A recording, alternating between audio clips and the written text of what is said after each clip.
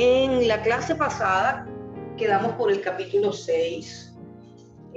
Comenzamos el capítulo 6 que tiene que ver con las consecuencias de la justificación. Nosotros simplemente tenemos que creer que Jesucristo murió en la cruz del Calvario en nuestro lugar y que por esa muerte nosotros tenemos perdón de pecados, salvación, vida eterna, que mientras estemos aferrados a Cristo tenemos vida, tenemos esperanza, somos hijos de Dios, somos pueblo de Dios, somos predestinados, escogidos, etcétera, etcétera. Pero entender a plenitud la profundidad y las implicaciones de lo que significa para nosotros estar en Cristo.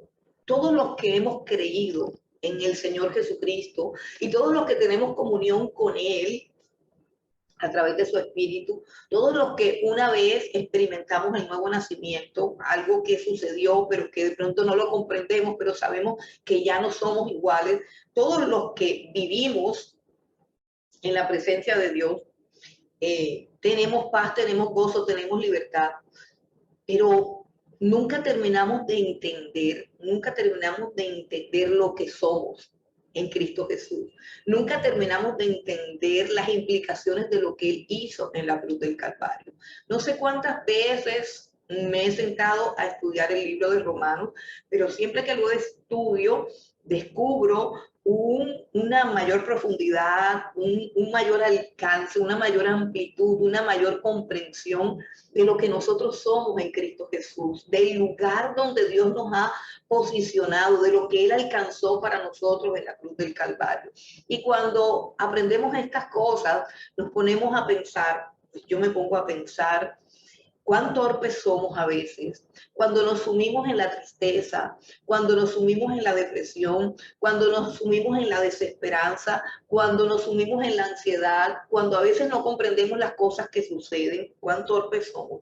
El libro de Romanos es un libro que nos muestra a profundidad lo que nosotros somos en Cristo Jesús, el lugar que ocupamos en Cristo Jesús, lo que somos delante de Dios, lo que Cristo logró para nosotros en la cruz del Calvario. Cosas que quizás no hemos conocido todavía o no hemos comprendido a cabalidad. Y por eso es tan importante estudiar una y otra vez la carta a los romanos. Estamos en el capítulo 6 que habla de las consecuencias de la justificación por la fe. ¿Qué significa eso? En otras palabras, vamos a quitar la palabra justificación. ¿Por qué vamos a quitar la palabra justificación? Porque la justificación es algo que hace Dios, es decir, que nosotros no debemos preocuparnos por ser justificados, porque es Dios quien justifica al pecador. Nosotros debemos preocuparnos solamente porque por nuestra fe, por creer. Creyó Abraham a Dios y su fe le fue contada por justicia. O sea que nuestra salvación es nuestra fe es nuestra salvación, nuestra fe es nuestra justificación, nuestra regeneración, nuestra santificación, nuestra redención, nuestra adopción, nuestra glorificación, nuestra predestinación, nuestra elección. Todo eso lo obtenemos simplemente ¿cómo? A través de nuestra fe. Entonces, si tú tienes fe en el Señor Jesucristo, si tú tienes una intimidad con Él, tú tienes una cantidad de cosas que quizás no sabes que tienes, porque son cosas que se dan como consecuencia de que has creído en el Señor Jesucristo. Y la primera cosa que vimos es que tienes libertad de la esclavitud al pecado. ¿En qué sentido? No en que el pecado no te esté acechando, no en que el pecado no esté todavía en tus miembros, como lo vamos a ver, sino en que tú ahora puedes vencer al pecado porque hay una nueva opción de vida, porque hay una nueva naturaleza dentro de ti, porque hay un nuevo gozo, porque hay un nuevo apetito, porque hay un nuevo deseo de las cosas de Dios, porque hay un servir a Dios, ¿cierto? Leíamos en el capítulo 6, dice ¿Qué pues? En el capítulo 6, que pues diremos, perseveraremos en el pecado para que la gracia abunde. ¿Por qué? Porque la gracia abundó sobre nosotros cuando nosotros estábamos en pecado. Pero la respuesta es no, no. ¿Por qué? Porque hemos muerto al pecado.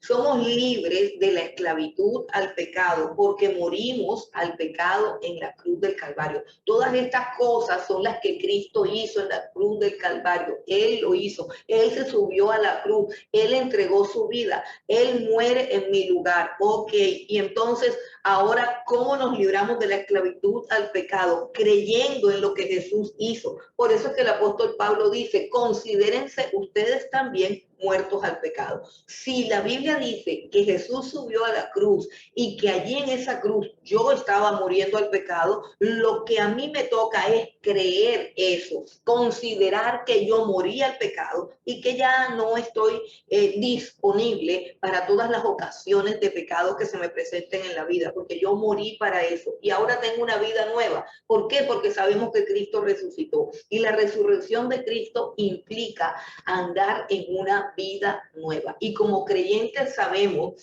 que cuando experimentamos la salvación, cuando experimentamos a Cristo, unos nuevos apetitos se apoderan de nuestros corazones. El apetito, por ejemplo, de leer la palabra de Dios, de escudriñar la palabra de Dios. Si ustedes están conectados a esta hora estudiando el libro de Romanos, es porque dentro de sus corazones hay un apetito por la palabra de Dios. Y eso no proviene de un esfuerzo de la voluntad de ustedes. Eso proviene de que el Espíritu de Dios está obrando en ustedes la libertad para amar a Dios, la libertad para obedecer a Dios. Entonces ya no estamos estudiando la Biblia porque es necesario estudiarla, porque el que no la estudia se muere. Ahora es un deleite, es un placer. Hay una inquietud en el corazón, algo que Dios ha puesto y lo ha hecho Dios porque simplemente porque hemos creído. Entonces, ¿qué significa? Bueno, que hoy jueves podemos estar en esta hora viendo una novela. En esta hora podemos estar viendo una serie de Netflix. En esta hora podemos estar viendo cualquier otra cosa que satisfaga nuestra carne. Pero la evidencia de que hemos sido libertados del pecado es que estamos hoy aquí disfrutando de la palabra de Dios, disfrutando del libro de Romanos. ¿Es posible eso sin haber creído en el Señor Jesucristo? No es posible. ¿Es posible tener esta vida simplemente como producto del esfuerzo humano? No es posible. Estamos aquí porque Dios nos salvó. Estamos aquí porque Dios nos libertó de una manera de vivir vana, de una manera de vivir falsa, de una manera de vivir centrada en la carne. Y aunque dice el apóstol Pablo en otra carta que aunque andamos en la carne, porque todavía tenemos este cuerpo mortal que le da hambre, que le da sueño, que le da pereza, que le da una cantidad de cosas que estorban a veces la vida espiritual. También tenemos el Espíritu de Dios morando en nosotros que nos dice, busca a Dios, que nos dice cuán hermosas son las cosas de Dios, que nos dice, levántate y busca el rostro de Dios, que nos produce gozo al interactuar con otros hermanos que profesan nuestra misma fe. Y todas esas cosas son nuevas en nosotros porque las hizo Dios y las hizo Dios como producto de todo lo que Cristo hizo en la cruz del Calvario y las recibimos simplemente porque hemos creído en Él, simplemente porque hemos creído en Él. Bueno, pasemos al versículo 15. En la clase pasada estuvimos desarrollando los versículos del 1 al 14 del capítulo 6. Estamos en el capítulo 6 de Romanos y ahora vamos a continuar con otro interrogante. El primer interrogante que hizo el apóstol Pablo en el capítulo 6 hay dos interrogantes. Dos interrogantes, ¿por qué? Porque cuando uno entiende la gracia, es decir, que la gracia significa que la salvación es solamente por fe, sin obras,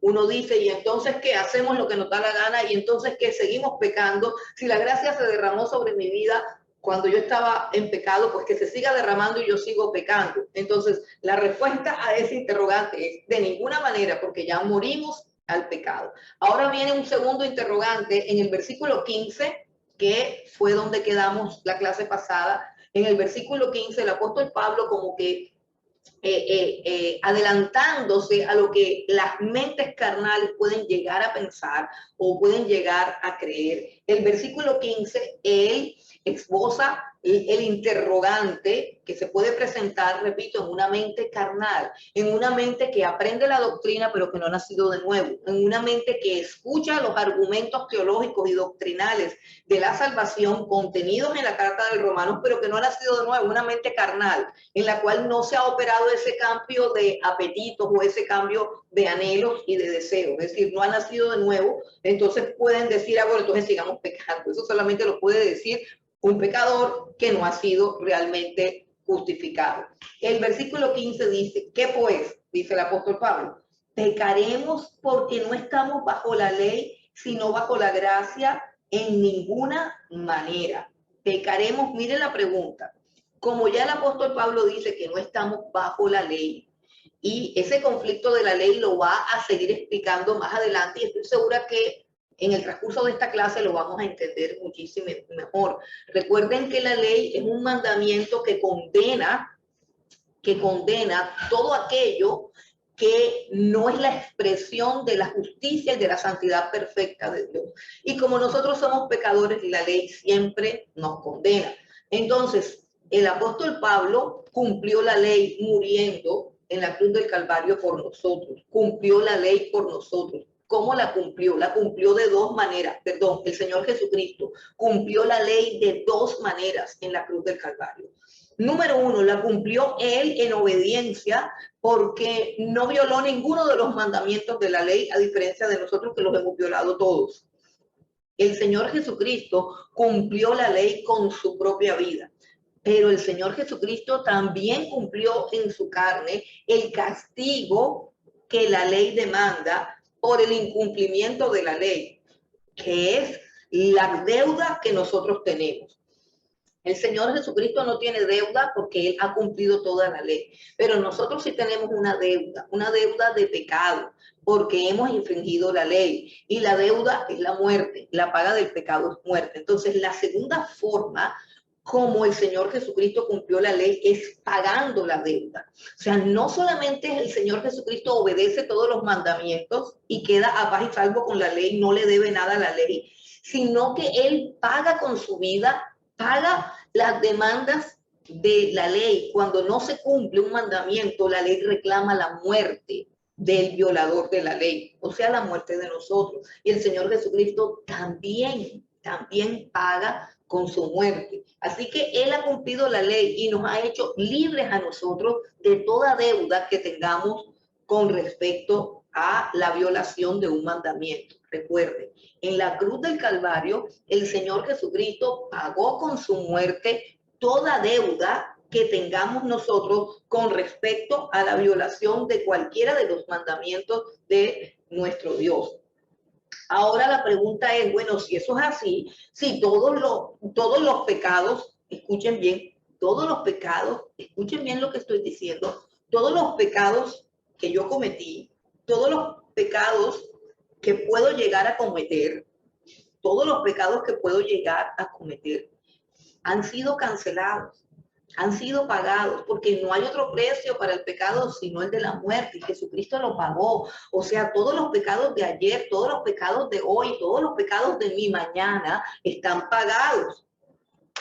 No debo nada, ni ayer, ni hoy, ni lo que yo pueda hacer mañana. Yo sé que eso suena tremendo, hermano, pero es así, es así. Entonces, la pregunta de una persona carnal, de una persona que no ha nacido de nuevo, de una persona que un corazón no ha sido transformado, es, bueno, pues si eso es así, puedo seguir pecando. Esa es la expresión de una persona que sigue amando el pecado. Es una persona que no ha pasado nada en su corazón. Luego es una persona que no ha creído realmente, porque por la fe somos justificados, y por la fe somos regenerados, y por la fe somos santificados, y por la fe somos adoptados como hijos suyos. Entonces, cuando eso pasa, simplemente no nos hemos convertido realmente al Señor Jesucristo. Hemos aprendido cosas, pero no nos hemos vuelto a Él. No hemos creído realmente en lo que Él hizo. hizo. Entonces, en el versículo 15, reanudamos la pregunta, ¿qué pues pecaremos porque no estamos bajo la ley, sino bajo la gracia? En ninguna manera. Versículo 16, ¿por qué no vamos a pecar ya que no estamos sobre la ley? No sabéis, dice el apóstol Pablo, versículo 16, no sabéis que si os sometéis a alguien como esclavos para obedecerle, sois esclavos de aquel a quien obedecéis, sea del pecado para muerte o sea de la obediencia para justicia. Pero gracias a Dios que aunque erais esclavos del pecado, habéis obedecido de corazón a aquella forma de doctrina a la cual fuisteis entregados, y libertados del pecado vinisteis a ser siervos de la justicia. ¿Qué quiere decir eso? Que si nosotros nos volvemos al pecado, sencillamente nos volvemos a la esclavitud, porque todo el que practica el pecado es esclavo del pecado. Por eso, aunque ya no estamos bajo la ley, no practicamos el pecado, porque no solamente hemos sido libertados de la ley, sino que también hemos sido libertados de la esclavitud al pecado. Ahora, versículo 19, ¿cuál es la recomendación del apóstol Pablo para nosotros? Versículo 19, hablo como humano por vuestra humana debilidad, que así como para iniquidad presentasteis vuestros miembros para servir a la inmundicia y a la iniquidad, así ahora para santificación presentad vuestros miembros para servir a la justicia, porque cuando erais esclavos del pecado, erais libres acerca de la justicia. Pero ¿qué fruto tenías de aquellas cosas de las cuales ahora os avergonzáis? Porque el fin de ellas es muerte. La recomendación del apóstol Pablo es la misma de la que estábamos hablando en la clase pasada. ¿En qué consiste entonces la vida cristiana? Si toda la deuda está salvada, si yo no estoy bajo la ley, si la ley no me puede condenar, ¿qué debo hacer entonces? Debo ocuparme de mi salvación, debo ocuparme de las cosas de Dios. ¿Cuál es el peligro del cristiano? El ocio. ¿Cuál es el peligro del creyente? El descuido. Ese es el peligro, que no nos ocupemos de las cosas de Dios. ¿En qué manera crecemos y somos santificados y podemos ver el desarrollo de la obra salvadora de Cristo en nosotros? ¿De qué manera? Sirviendo al Señor. ¿Y cómo servimos al Señor? Colocando nuestros cuerpos al servicio de Dios. Desde que amanece hasta que anochece, nuestros cuerpos tienen que estar al servicio de Dios. Dice que presentemos nuestros miembros. O sea que la vida cristiana ahora es un presentarme ante mi nuevo amo. Tengo un nuevo Dios, tengo un nuevo Señor. Tengo a Cristo. ¿Qué hago yo con Él? Soy de Él, le pertenezco a Él. Él me compró, Él dio su vida. Ahora mi vida le pertenece. Con ese pensamiento me levanto cada día y presento mi vida delante de Dios. Él tiene cuidado de mí, Él me guía, Él me ilumina. Todo lo que implica la vida cristiana viene a continuación. Pero básicamente es un asunto de estar ocupado en las cosas de Dios, de presentar, dice el versículo 19, presentar vuestros miembros para servir a la santificación. Dice, así ahora para santificación, presentad vuestros miembros para servir a la justicia. ¿Por qué? Porque cuando éramos esclavos del pecado, pues servíamos al pecado, pero ahora, versículo 22 dice más, ahora que habéis sido libertados del pecado y hechos siervos de Dios, tenemos por vuestro fruto, mire, vuestro fruto, tenemos por vuestro fruto la santificación. La santificación no es una obra, la santificación no es un esfuerzo humano. La santificación es el fruto de ocuparnos de las cosas de Dios. Esa es la santificación, el fruto de ocuparnos de las cosas de Dios. Eso es la santificación. O sea, ¿qué es un fruto? Es algo que resulta. ¿Qué es un fruto? Yo simplemente entierro una semilla y espero, y con el tiempo brota una planta y luego brota un fruto.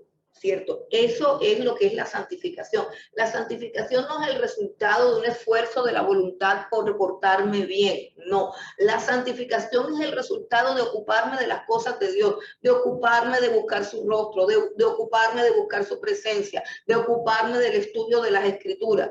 me ocupo de las cosas de Dios y Dios se ocupa de trabajar en mí su obra. ¿Cuál es su obra? La santificación. O sea que la santificación se convierte también en un fruto de la fe, en una consecuencia de la fe. Eso es la santificación. Y el versículo 23, para finalizar ya el capítulo 6, dice, porque la paga del pecado es muerte, mas la dádiva de Dios es vida eterna en Cristo Jesús, Señor nuestro. O sea que así como cada vez que pecábamos, cada vez que hacíamos lo malo, venía la muerte espiritual a nuestras vidas.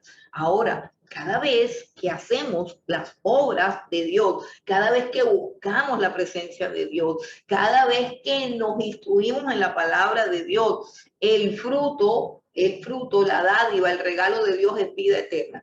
Y aquí no está hablando solamente de la vida eterna que tendremos después de morir, no. Aquí está hablando de la vida de Dios. En la Biblia, la palabra vida eterna no significa que cuando muera voy a vivir eternamente. No, esa es una de las cosas, porque la vida eterna es la vida de Dios que nunca se acaba. Pero la vida eterna es la vida de Dios gozándola nosotros ahora. Es la vida de Dios ahora en nuestro corazón. En nuestro corazón habita el Espíritu Santo y el Espíritu Santo es eterno. Por lo tanto, ahora tú y yo tenemos vida eterna. La vida de Dios fluyendo en nuestros corazones. Una vida que no se acaba, una vida que nos hace inmortales, una vida que hace que pasemos por la muerte simplemente como un túnel que nos conduce a la eternidad donde habita Dios. Esa es la vida eterna. La tenemos ahora. No la tendremos en algún momento. La tenemos ahora. El que tiene al Hijo tiene la vida. El que tiene a Cristo tiene la vida eterna. El conflicto bajo la ley, el conflicto bajo la ley, pecaremos, es lo que acabamos de decir, pecaremos porque ya no estamos bajo la ley, sino bajo la gracia. Implica no entender qué es estar bajo la gracia. Y eso es importante que lo entendamos. Cuando estábamos bajo la ley, estábamos sin Cristo. El que está bajo la ley está en condenación, porque estando bajo la ley, uno está obligado a cumplir la ley. Pero bajo la ley, nosotros lo que hacemos es descubrir que somos pecadores. La ley lo que hace es condenar. Ahora, estar bajo la gracia es estar en Cristo.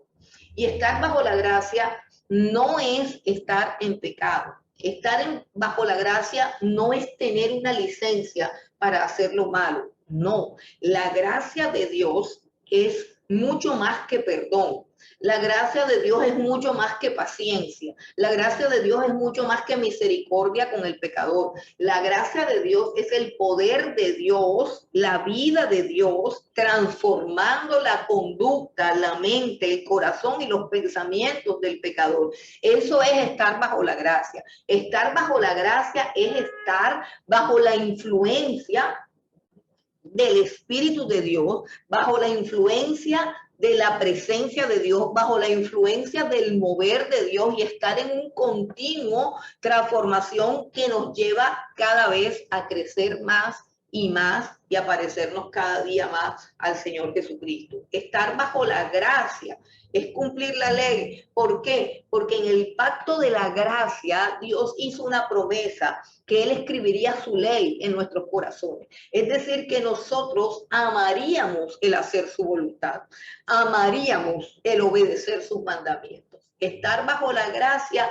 no es estar en contra de la ley ni es estar en pecado. Al contrario, estar bajo la gracia es tener libertad y poder para hacer lo que a Dios le agrada. Por lo tanto, es muy diferente estar bajo la gracia que estar bajo la ley. Ahora pasemos al capítulo 7.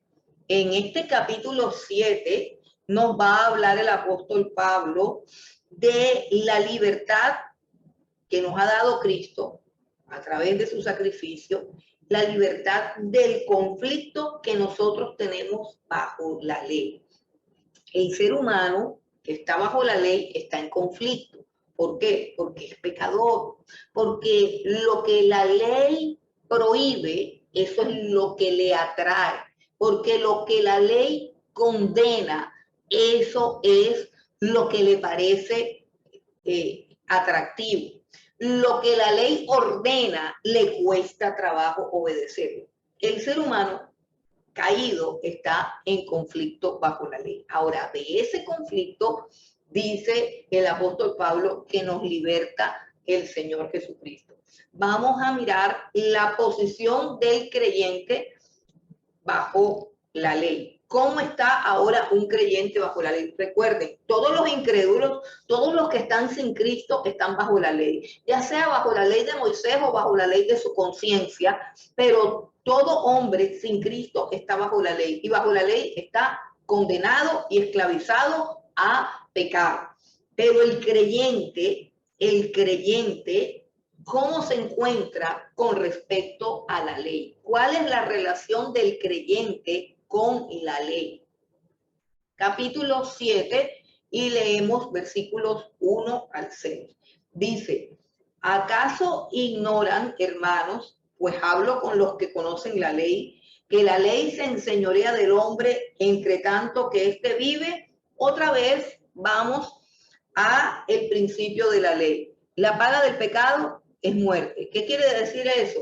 Que todos los mandamientos, no matarás, no codiciarás, no mentirás, adorarás, todos esos mandamientos se pagan ¿con qué? Con la muerte. Por lo tanto, mientras el hombre está vivo, es deudor de la ley. Pero una vez que el hombre está muerto, está condenado y ya cumplió, pagó con esa ley una muerte, y por eso se habla de la muerte eterna, porque no se va a poder levantar para ver la gloria de Dios, sino que eternamente estará en tinieblas, en sufrimiento y en angustia. Esa es la paga del pecado. Entonces, esa ley se enseñorea del hombre que mientras vive,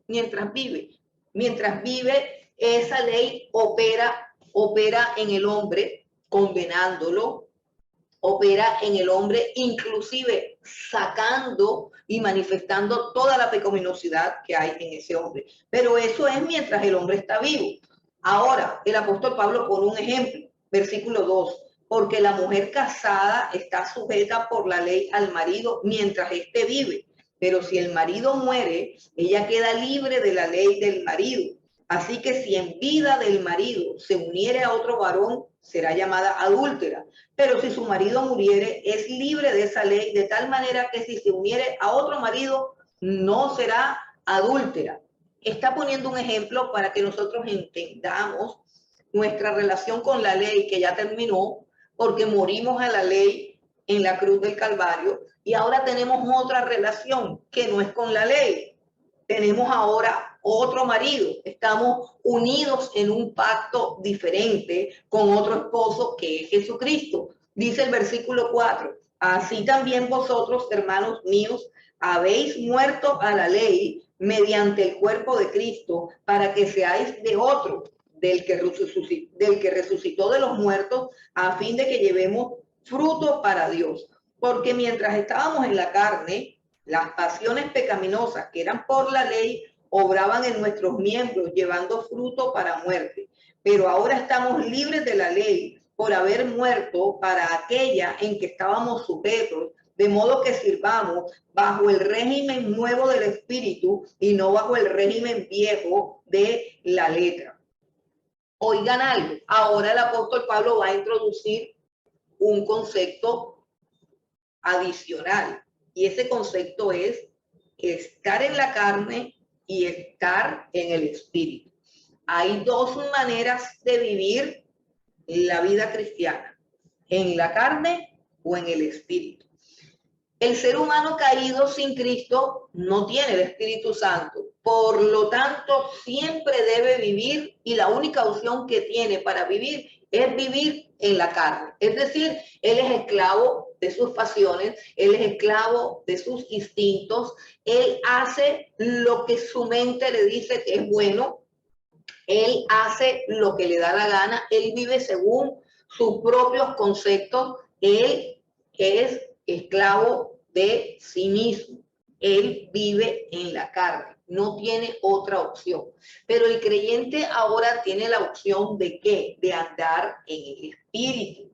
En el versículo 6 dice, pero ahora estamos libres de la ley por haber muerto para aquella en que estábamos sujetos, de modo que sirvamos bajo el régimen nuevo del Espíritu y no bajo el régimen viejo de la letra. ¿Qué quiere decir esto? Hermano, que cuando usted recibe el Espíritu Santo, usted ahora puede hacer las cosas que Dios le pide que haga. Antes no, ahora usted las puede hacer porque el mismo Espíritu de Dios está en él, está en usted. El mismo Espíritu de Dios ahora le da una nueva naturaleza y por eso es que Dios nos hace libres de la esclavitud de la ley, o sea, de ese asunto que hace que lo prohibido nos sea atractivo, que lo prohibido nos cautive, que lo que no se debe hacer lo deseemos hacer. Ese conflicto ahora tiene una solución. ¿Por qué? Porque aunque esa naturaleza carnal subsista en mí, hay otra naturaleza que me ayuda a vencer esa pasión, que me ayuda a vencer esa inclinación,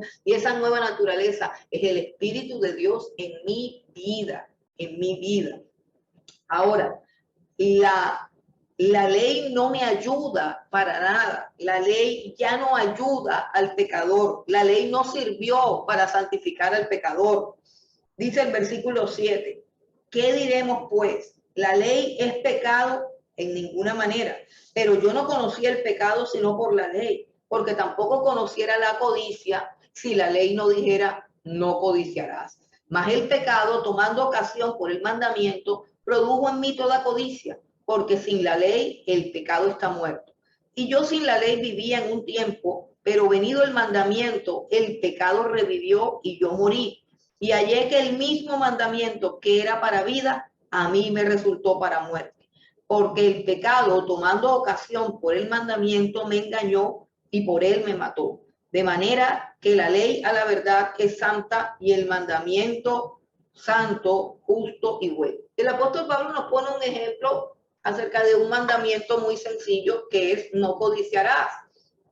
Y él explica cómo el mandamiento no codiciarás, en vez de santificarlo a él, lo que hizo fue demostrar que él codiciaba cosas. Es decir, cuando él se encuentra con el mandamiento no codiciarás, lo que él descubre es que él es un hombre codicioso, que él desea cosas. El mandamiento lo que hace es mostrar su pecado. El mandamiento por sí solo no lo ayudó a tener un corazón exento de codicia. El mandamiento no lo ayudó, el mandamiento lo condenó. Aún más, él dice que por él descubrir ese mandamiento, se vuelve una criatura aún más codiciosa. Es decir, si él se pone a esforzarse por no codiciar cosas, se va a encontrar con que termina codiciando aún más cosas de las que codiciaría si no estuviera pendiente de que no se debe codiciar. Él habla de la naturaleza caída y la naturaleza caída es así. ¿Qué significa esto? ¿Que la ley es mala porque produce pecado en mí? No, la ley es buena, la ley es justa, la ley es perfecta, la ley es la expresión de la voluntad santa y justa de Dios, pero la ley no funciona en nosotros dándonos santidad, sino mostrándonos nuestro pecado. Eso es lo que hace la ley en la vida del pecador. Ahora, existe un conflicto con el pecador. En el versículo 12, continuamos leyendo, de manera que la ley a la verdad es santa y el mandamiento santo, justo y bueno. Luego lo que es bueno vino a ser muerte para mí, en ninguna manera, sino que el pecado, para mostrarse pecado, produjo en mí la muerte por medio de lo que es bueno, a fin de que por el mandamiento el pecado llegase a ser sobremanera pecaminoso. Miren esto. ¿Por qué existe la ley? La ley existe para mostrarnos a nosotros lo que es malo. Miren que estamos viviendo un tiempo en que hay una guerra ideológica para destruir los fundamentos de la ley. Por ejemplo, la ley de la despenalización del aborto intenta mostrar que matar el bebé en el vientre de la madre es un derecho y no un crimen. ¿Qué es lo que estamos viendo en estos tiempos? Que se está atacando la ley. Se está atacando la ley. Todos los sistemas ideológicos que hay están tratando de destruir los principios de la ley. Por ejemplo, el principio de no matarás. Eso es un principio, eso es una ley. Y esa ley rige para todas las reglamentaciones que se puedan hacer en todas las culturas, en todos los pueblos y en todas las naciones. Pero ahora, como hay una descomposición moral, están pensando en qué, en deshacerse de la ley, en deshacerse de los mandamientos. Por ejemplo, el comunismo parte de la violación de un mandamiento que se llama no robarás, porque el mandamiento de no robar es un mandamiento que Dios hizo donde el mismo Dios establece la propiedad privada. O sea, el concepto de la propiedad privada, el concepto de lo que me pertenece a mí y lo que te pertenece a ti. Es decir, yo no puedo tomar lo tuyo, tú no puedes tomar lo mío. Eso es un principio de la ley. No robarás. Si no existiese en la mente de Dios, en el pensamiento de Dios, el concepto claro de la propiedad privada, no existiera el mandamiento no robarás, porque si no existe la propiedad privada, pues yo puedo tomar cualquier cosa que se me antoje porque no existe la propiedad privada. Pero ¿qué es lo que está tratando de rebatir las nuevas leyes en la ideología del comunismo? Está tratando de rebatir también ese principio, el principio de la propiedad privada, que es el que nos lleva al mandamiento de que de no robarás, que hay cosas que le pertenecen al dueño y hay cosas que me pertenecen a mí. Yo no puedo tomar lo que le pertenece a otro. Entonces, estamos en un momento crítico de la historia donde se está apuntando hacia los mandamientos. ¿Por qué? Porque los mandamientos condenan al hombre, porque los mandamientos son la luz que muestra la pecaminosidad del hombre. Y por eso el ser humano, ¿qué es lo que quiere ahora? Si no puede cumplir la ley, ¿qué es lo que quiere ahora? Abolir la ley. De lo cual el Señor Jesucristo nos dijo que mientras exista el cielo y la tierra, ni siquiera una tilde se le quitará a la ley. Entonces, la ley como tal es eterna, ¿cierto? Pero ya la ley no me esclaviza a mí porque yo cumplí la ley al Cristo morir por mí en la cruz del Calvario. Pero aún así se presenta un conflicto. Vamos al versículo 14.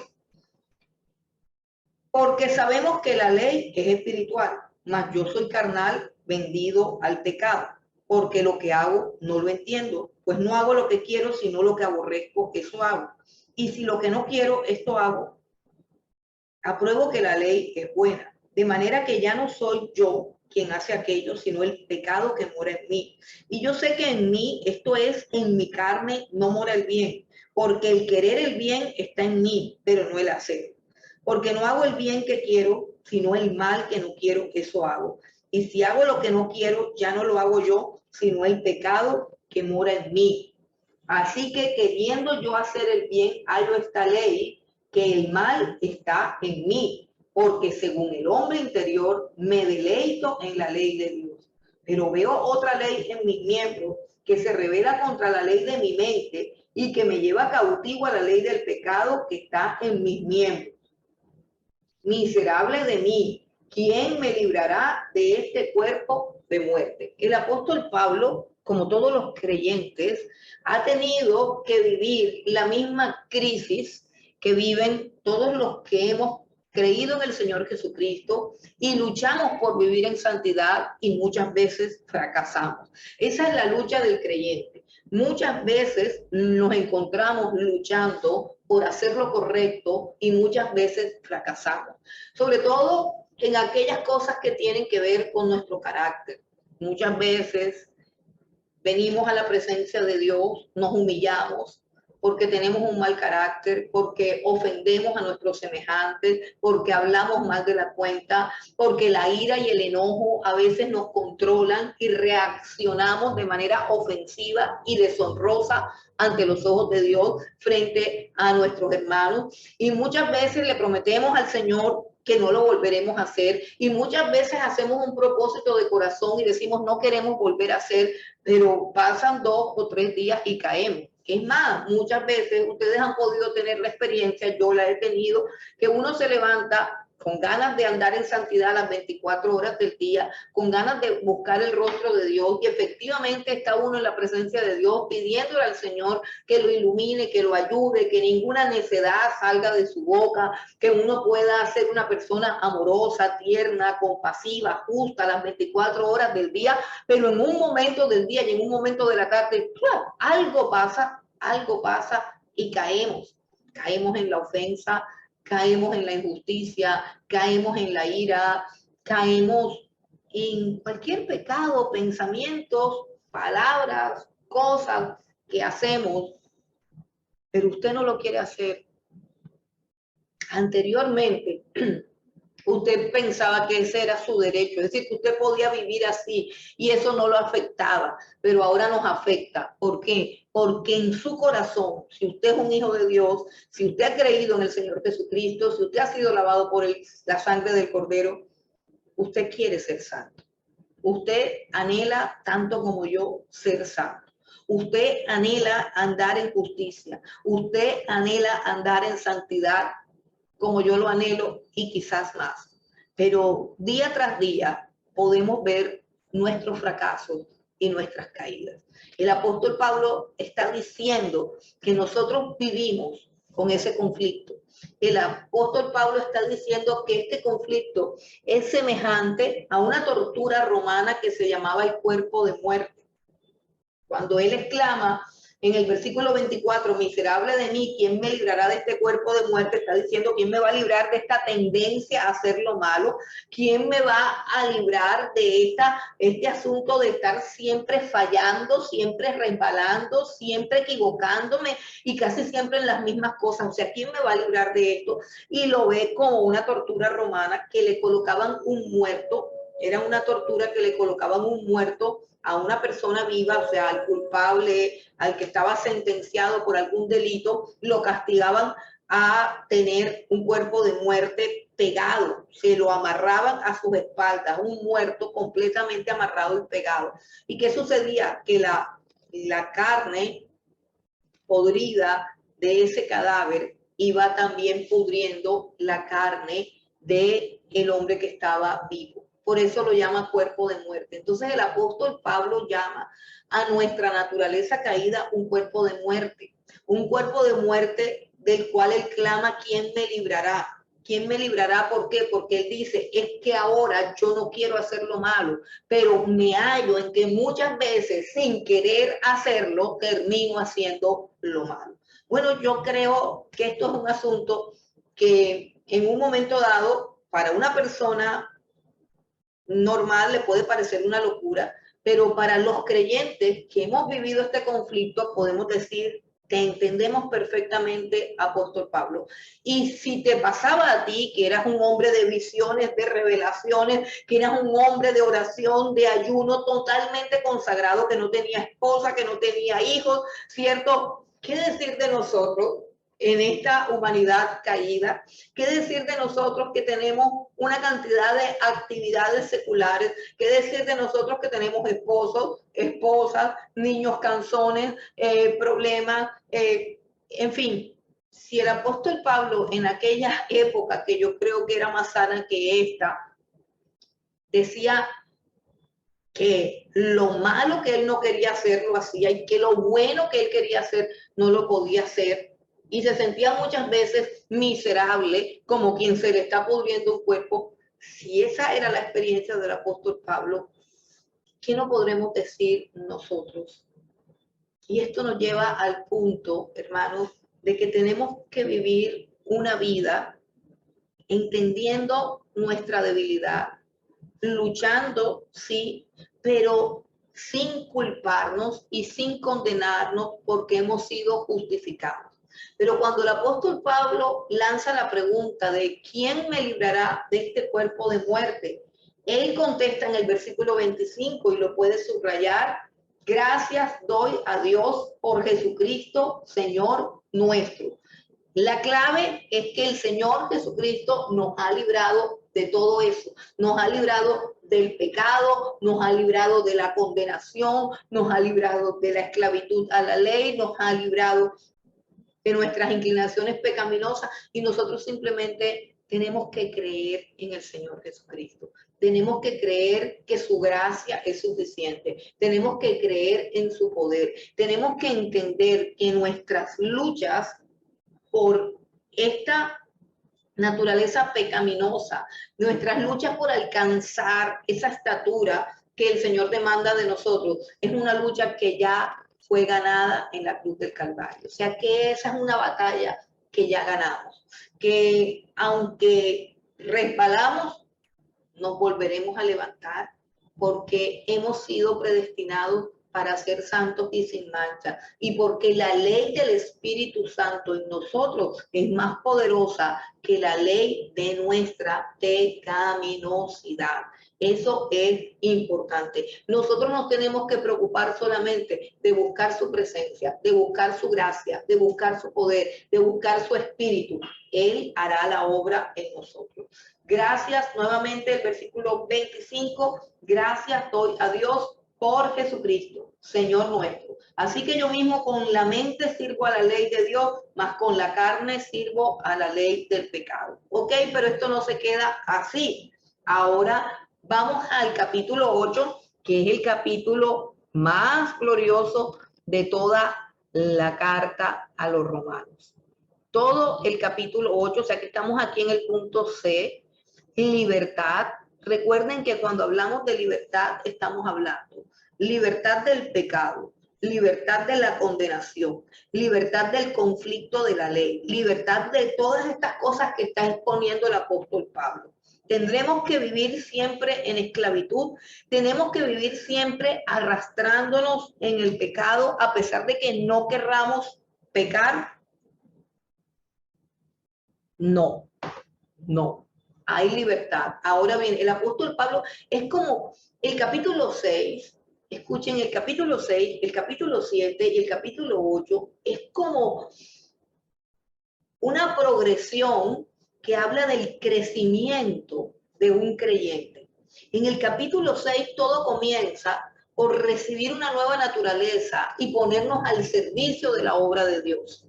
El capítulo 6 habla de presentar nuestros cuerpos, nuestros miembros, estos miembros que antes se dedicaban a pecar, presentarlos al servicio de Dios.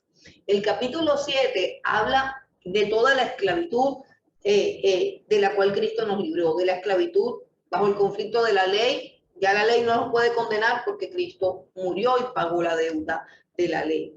Habla de la esclavitud de tener que seguir pecando y dice, no tienes que seguir pecando porque moriste. Ahora, es como si el apóstol Pablo fuera como examinando su propia vida y cómo va creciendo. Y en el capítulo 8 llegamos a la madurez del creyente. ¿Cómo se obtiene esa madurez del creyente? Cuando hablamos de la madurez del creyente, hablamos cómo vivir una vida de victoria, cómo vivir una vida de santidad, cómo vivir una vida donde ya las pasiones pecaminosas y esta carne y estos miembros no nos lleven siempre a la caída. Entonces, ahora vamos al capítulo 8, que es el capítulo más glorioso de la carta a los romanos, hermanos, y quizás de toda la Biblia. Capítulo 8 de Romanos. Es un capítulo glorioso y magistral, que sirve para levantar un muerto, que sirve para levantar el alma, que sirve para levantarnos a las mayores alturas espirituales. El capítulo 8 es uno de los capítulos más gloriosos de la Biblia. Léalo, léalo, léalo, repítalo, repítalo, repítalo. Hay capítulos de capítulos. Cuando estudiamos la carta a los Efesios, yo les digo, apréndanse el capítulo 1 de la carta a los Efesios porque es monumental, glorioso y supremamente poderoso. Y cuando leemos la carta a los romanos, encontramos el capítulo 8, el corazón de la carta a los romanos, está precisamente en la mitad. Romanos tiene 16 capítulos y es justo el capítulo 8, el capítulo más importante de la carta, el capítulo más glorioso, el capítulo más poderoso. Después de pasar el capítulo 6 y 7, que son un enredo de palabras, yo sé que muchos de ustedes estarán, ay, pero qué enredo de palabras, y es como que podemos decir, bueno, así es la vida enredada, antes de que nosotros no podamos disfrutar la llenura del Espíritu Santo, el poder del Espíritu Santo gobernando nuestras vidas. Y vamos al capítulo 8, y lo primero que nos dice el capítulo 8, vamos a leer primero del 1 al 4, es que tenemos libertad porque no hay condenación. Capítulo 8, del 1 al 4. Dice, ahora pues, ninguna condenación hay para los que están en Cristo Jesús, los que no andan conforme a la carne, sino conforme al Espíritu, porque la ley del Espíritu de vida en Cristo Jesús me ha librado de la ley, del pecado y de la muerte. Vamos a parar ahí. Lo primero que yo tengo que entender para vivir una vida de victoria es que para mí no hay condenación. Primera cosa, tengo que eliminar el temor. Tengo que eliminar la incredulidad. Tengo que tachar el sentimiento de culpa. Tengo que tachar el sentimiento de me van a castigar. Tengo que erradicar todo aquello de lo que me está pasando. ¿Será porque yo hice algo malo? ¿Será que Dios me está castigando? Yo tengo que erradicar todo eso de mi mente y de mi corazón si yo estoy en Cristo. Y estar en Cristo no es ser perfecto. Estar en Cristo es simplemente haber creído en Cristo y tener comunión con Él y estar aferrado a Él. Si yo me aferro al Señor Jesucristo, no hay para mí condenación, porque todo el que me acuse, todo lo que me acuse y todo lo que yo deba está pagado por Él. Entonces, el primer punto para yo tener una vida de victoria y una vida de santidad es tener claro que para mí no hay condenación. ¿Por qué? Porque estoy en Cristo. Si abrazo a Cristo, no tengo condenación. No hay condenación. Es decir, una persona no puede creer en Jesús, una persona no puede presentarse delante de Jesús y al mismo tiempo pensar que hay algún tipo de condenación. No hay ningún argumento condenatorio para ningún hombre, ninguna mujer que está en Cristo Jesús. Así que la primera gran premisa que trae libertad a mi alma y a mi conciencia para poder buscar a Dios es que no hay condenación. Usted me dirá, pero es que usted no sabe lo que yo hice ayer. No importa lo que usted hizo ayer. Si usted lo tiene en su conciencia, usted simplemente va y pide perdón. Ese pecado que usted cometió ayer, ese pecado que usted cometió ayer, fue perdonado en la cruz del Calvario. Así que usted simplemente va como un retroactivo, como una manera, no sé cómo decirla. Todo lo que Dios hace, lo hace en la eternidad. Usted simplemente va al trono de la gracia para obtener un perdón que va a llegar a su conciencia, pero que es un perdón que ya está en el cielo, es un perdón que ya se efectuó en el tiempo, en el pasado, en la cruz del Calvario, ya se efectuó ese pago, ya se saldó esa deuda. Entonces usted tiene que ir, sí, usted tiene que ir arrepentido, usted tiene que ir con un corazón contrito, usted tiene que ir con un corazón humillado, porque es que es vergonzoso pecar. Escuche, es vergonzoso pecar, da pena pecar. Usted no puede ir contento a pecar, ¿no? Porque usted tiene conciencia y tiene una conciencia más limpia, tiene una conciencia más pura, porque usted ya fue lavado por la sangre del Cordero. Entonces usted se presenta ante Dios, no importa lo que hizo ayer. Pero repito, usted tiene que tener claro que no hay condenación para usted porque usted está en Cristo Jesús. Ese es el primer paso para la libertad. Ahora, el versículo 2 dice, porque la ley del Espíritu de vida en Cristo Jesús me ha librado de la ley, del pecado y de la muerte. Aquí tenemos una foto de un ave que está volando, ¿cierto? Hay dos leyes que actúan en el creyente. Sobre mi vida hay dos leyes. Esas dos leyes están en el versículo 2. La ley del espíritu de vida y la ley del pecado y de la muerte. Óigase bien, las dos leyes operan en mí. Todavía en mi carne opera la ley del pecado y de la muerte. Pero también dentro de mí está la ley del Espíritu de Dios, el poder del Espíritu de Dios. O sea que hay dos leyes. Entonces, ese asunto está ilustrado aquí con esta ave. Si nosotros analizamos el vuelo de esta ave, hay dos leyes manifiestas aquí. Está la ley de la gravedad, que hace que el ave necesariamente caiga al piso por su peso, pero también está la ley de sus alas, que le permite vencer la ley de la gravedad y le permite al ave volar.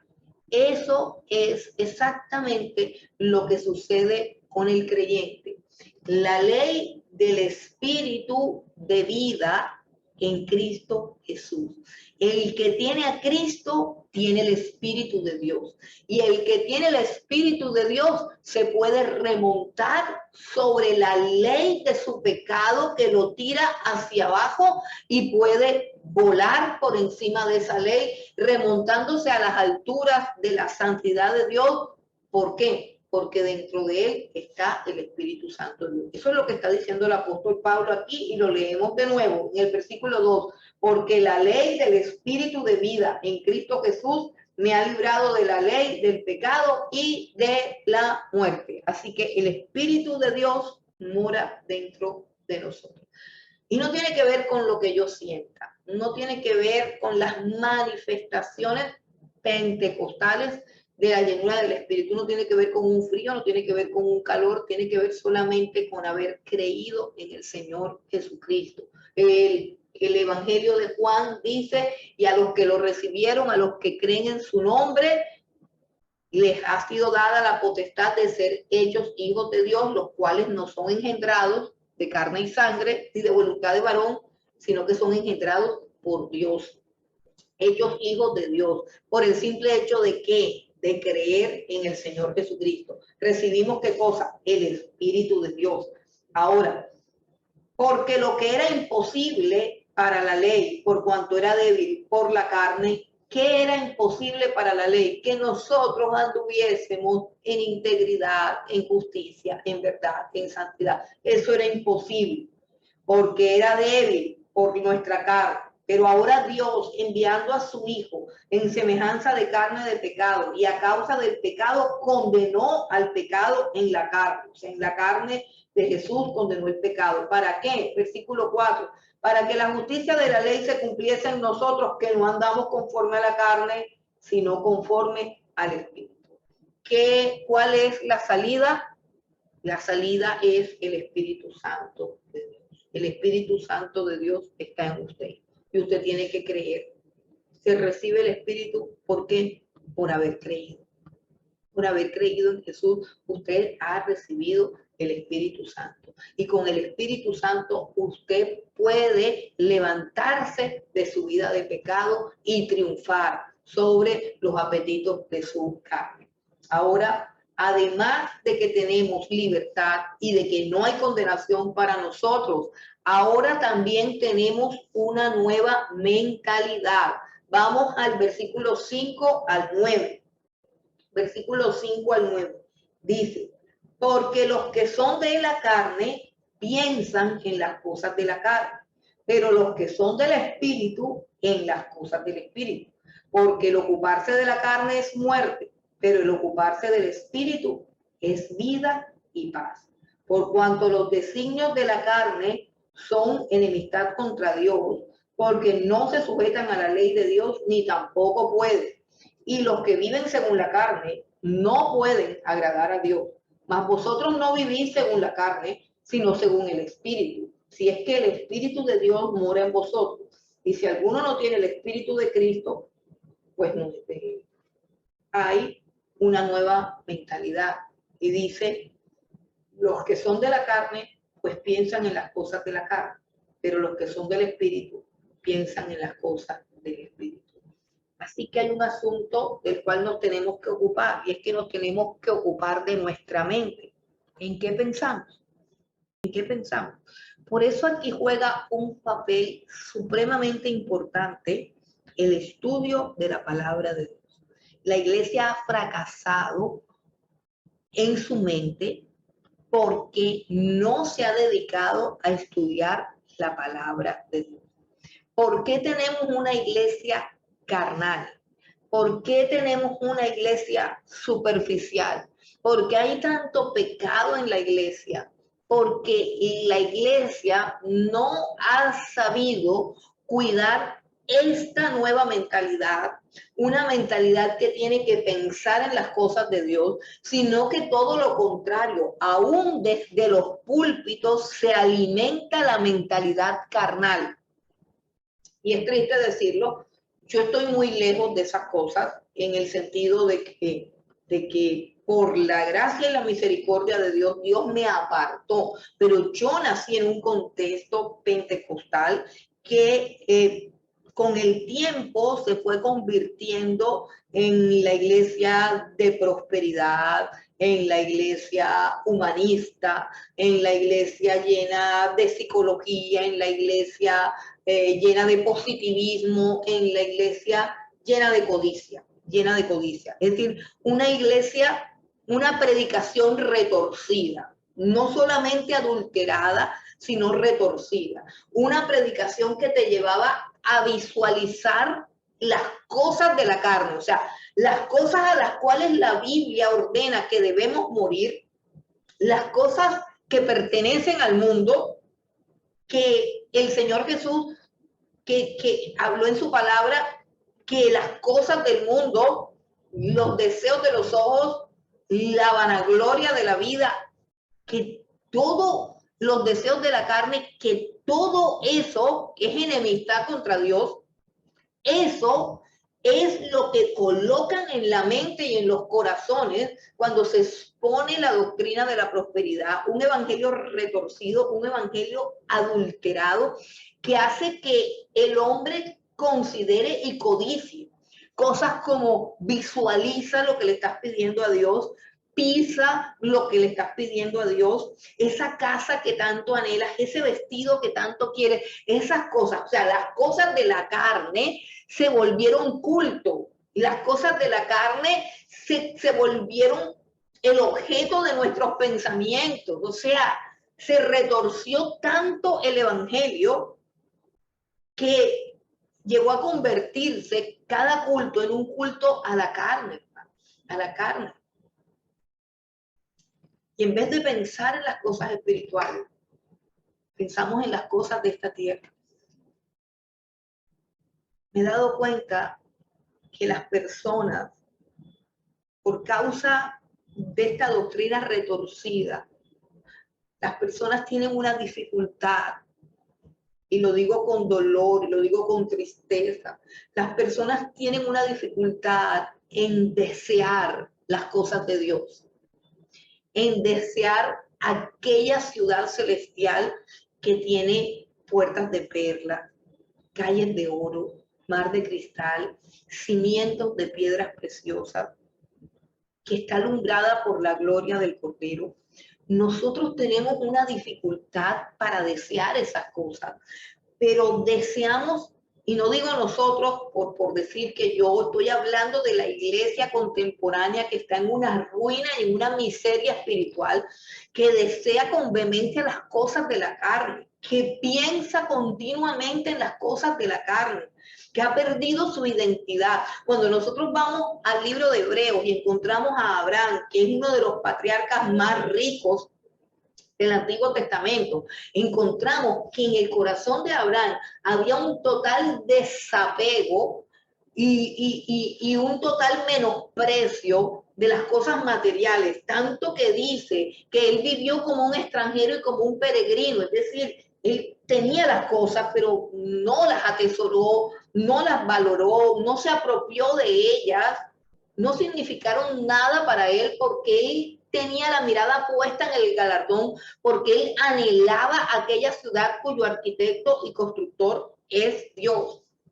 Y como nosotros estamos llenos de tanta codicia, estamos llenos de tanta avaricia, nuestros sentidos continuamente, y con dolor lo digo, aún en nuestros servicios dominicales, son estimulados a visualizar las cosas de este mundo, y no debiera ser así, porque suficiente tenemos andando en el mundo de lunes a sábado. Luego el domingo yo debo entrar en una esfera donde a mí se me comuniquen a mi alma las cosas de Dios, porque yo tengo que pensar en las cosas de Dios, porque toda transformación y todo cambio, sí, el Espíritu de Dios viene a mi vida, pero el Espíritu de Dios, óigase bien, el Espíritu de Dios no actúa con magia, no actúa con magia. Dios no es un Dios mago. Miren, el Espíritu de Dios lo que hace es hablar. La obra del Espíritu es la inspiración de esta palabra. El lenguaje del Espíritu es esta palabra, es esta Biblia que hay aquí. ¿Y cómo hace el Espíritu Santo para transformar a una persona egoísta en una persona generosa, para transformar a una persona arrogante en una persona humilde, para transformar a una persona agresiva en una persona llena de mansedumbre? ¿Cómo hace el Espíritu Santo? Entra en la persona e inmediatamente la transforma. Ese es el error. No lo hace así. El Espíritu Santo no lo hace así, aunque es el Espíritu Santo, lo hace a través de la renovación del entendimiento, lo hace a través de la palabra de Dios, lo hace a través del conocimiento de las cosas de Dios. Miren, hay un texto que quiero leer que no es de la carta a los romanos, pero a mí me parece muy importante y es de Pedro. Vamos un momentico a la primera epístola de Pedro, o más bien a la segunda epístola del apóstol Pedro. Acompáñenme un segundo. Segunda epístola del apóstol Pedro, ya finalizando las escrituras. Segunda carta de Pedro, vamos al capítulo 1. ¿De qué estamos hablando? Estamos hablando del poder del Espíritu Santo para levantarnos de nuestra vida pecaminosa y llevarnos a vivir una vida de santidad y de integridad, la vida que a Dios le agrada, ¿cierto? O sea, el poder de las alas para volar sobre la gravedad. La gravedad es mi tendencia pecaminosa, las alas son el poder del Espíritu Santo. Ahora, ¿cómo obtengo yo esa capacidad? Creemos que la obtenemos cuando estamos allá metidos en adoración, metidos en un éxtasis y sentimos la llenura del Espíritu Santo. Pero, cuando se acaba el servicio, cuando regresamos a casa y se empieza a demorar el almuerzo y tenemos hambre, nuevamente caemos en los pecados de la carne.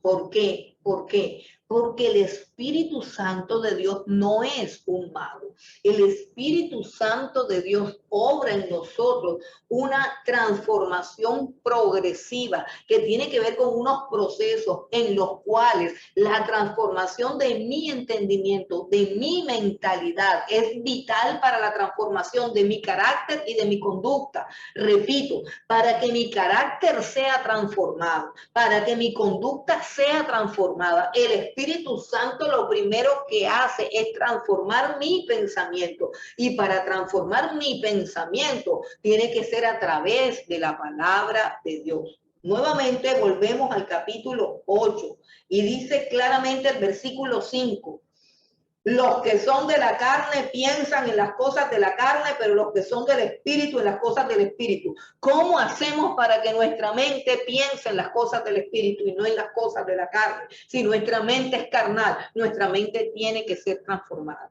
Vamos a Primera de Pedro, capítulo 1 y versículo 3. Mire lo que dice Pedro: como todas las cosas que pertenecen a la vida y a la piedad nos han sido dadas por su divino poder, mediante el conocimiento de aquel que nos llamó por su gloria y excelencia. Paremos ahí. Dice que todas las cosas que pertenecen a la vida, y está hablando de la vida de Dios y de la piedad, es decir, todas las cosas buenas nos han sido dadas. ¿Cuáles son todas esas cosas buenas que pertenecen a la vida de Dios, que pertenecen a la piedad? Justicia, amor, misericordia, humildad, mansedumbre, fe, gozo, templanza, generosidad, misericordia, clemencia, pureza, santidad, no sé cuántas más. Pero todas esas cosas son de Dios. Y dice, todas esas cosas no nos las están dando. Dice, todas esas cosas nos han sido dadas. Todas esas cosas nos han sido entregadas. Así que si usted lucha con la lujuria, entérese de que la pureza fue un regalo que Dios le hizo hace tiempo ya. La pureza de Cristo es suya. Si usted lucha con la impaciencia, la paciencia de Cristo es suya. Si usted lucha, no sé, con la ira, la mansedumbre de Cristo es suya. Bueno, ¿y eso cómo hago yo para disfrutar eso? Dice, nos han sido dadas por su divino poder mediante el conocimiento, mediante el conocimiento de aquel que nos llamó por su gloria y excelencia. ¿Quién fue aquel que nos llamó por su gloria y excelencia? Jesucristo. O sea que a través del conocimiento del Señor Jesucristo, yo obtengo ¿qué cosas? Todas las virtudes de Jesucristo. A través del conocimiento de Jesús, yo obtengo la vida de Jesús. Versículo 4 dice, por medio de las cuales nos ha dado preciosas y grandísimas promesas para que por ellas llegásemos a ser participantes de la naturaleza divina. Nada más hasta ahí. ¿Qué quiere decir eso? Que Dios quiere que nosotros participemos de la naturaleza divina. Dios quiere que nos parezcamos a Él. Por eso el Señor Jesús en el Sermón del Monte dijo, si ustedes saludan nada más a los que le caen bien, ¿eso qué tiene de bueno? Si los malos hacen lo mismo. Ustedes tienen que saludar a sus enemigos, ustedes tienen que bendecir a los que les maldicen. O sea, ustedes tienen que hacer todo lo que vuestro Padre Celestial hace. Él hace salir el sol sobre buenos y malos. Luego ustedes tienen que ser buenos con sus amigos y tienen que ser buenos con sus enemigos. Dios quiere que nos parezcamos a Él en todo sentido y no cuando estemos allá en el cielo solamente. Dios quiere que aquí en la tierra nos parezcamos a Él, pero no nos parecemos a Él porque no hemos permitido que la palabra de Dios transforme nuestra mente. No nos hemos dado a la tarea de pensar en las cosas de Dios, de ser renovados, como lo dirá más adelante. En el capítulo 12 lo dirá, transfórmense por medio de la renovación del entendimiento. La transformación no viene como una nube que la Shekinah de Jehová cayó sobre nosotros en un culto poderoso y salimos diferentes. No, usted sabe que no funciona. Hemos salido de miles de cultos poderosos y al día siguiente estamos insultando. Y al día siguiente estamos ofendiendo. Y al día siguiente estamos pensando lo que no es. No opera así. Nosotros tenemos que ser transformados. Y el poder para transformar una vida es el poder que tiene la palabra de Dios. La palabra de Dios es el poder del Espíritu Santo actuando en nuestras mentes, haciéndonos pensar en las cosas de Dios.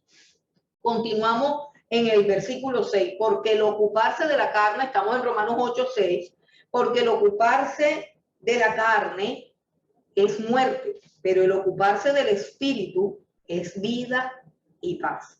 ¿Recuerdan un texto del profeta Isaías que dice, tú guardarás en completa paz a aquel cuyo pensamiento en ti persevera porque en ti ha creído? Y el apóstol Pablo escribió en su carta a los Filipenses, por nada estéis afanosos, sean conocidas vuestras peticiones con toda súplica y acción de ruegos y el Dios de paz estará con ustedes.